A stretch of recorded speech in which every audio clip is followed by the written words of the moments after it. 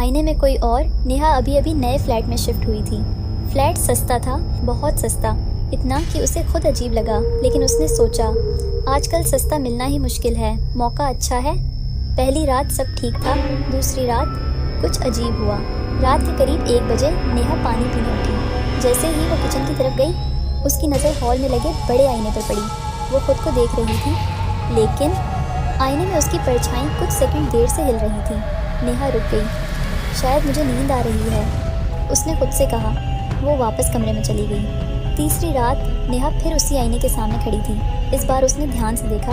वो हाथ उठाती है, आईने में हाथ 1 सेकंड बाद उठता है। उसका दिल ज़ोर से धड़कने लगा। ये क्या हो रहा है? तभी आईने में खड़ी वो मुस्कुरा दी, लेकिन नेहा मुस्कुरा नहीं रही थी। नेहा पीछे हट गई। ये मैं नहीं हूँ। उसने डरते हुए दोबारा आईने में देखा। अब सब नॉर्मल था। वो खुद को देख रही थी, बिल्कुल सही। उसने राहत की सांस ली। ओवरथिंक कर रही हूँ। उस रात नेहा ने लाइट ऑन करके सोने का फैसला किया, लेकिन करीब 3 बजे उसकी आंख खुली। कमरे की लाइट ऑफ थी, जबकि उसने खुद ऑन छोड़ी थी।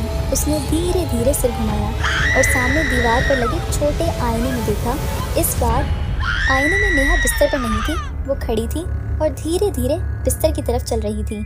नेहा का शरीर सुन्न पड़ गया। ये सपना है, ये सपना है। लेकिन तभी उसने अपने कमरे के कोने से हल्की आहट सुनी।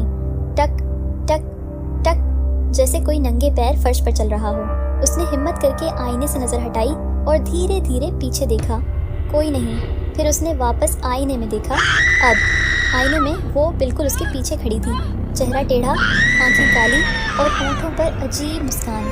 आईने वाली नेहा धीरे धीरे उसके कान के पास झुकी और फुसफुसाई, अब मेरी बारी है बाहर आने की।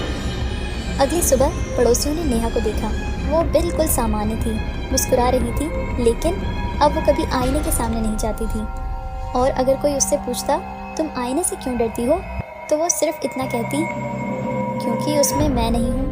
अगर आपको डरावनी कहानियाँ सुनना पसंद है तो अभी सुगलान मिस्ट्री अड्डा को सब्सक्राइब करें और बेल नोटिफिकेशन ज़रूर ऑन करें, ताकि हर नई हॉरर स्टोरी सबसे पहले आप तक पहुँचे।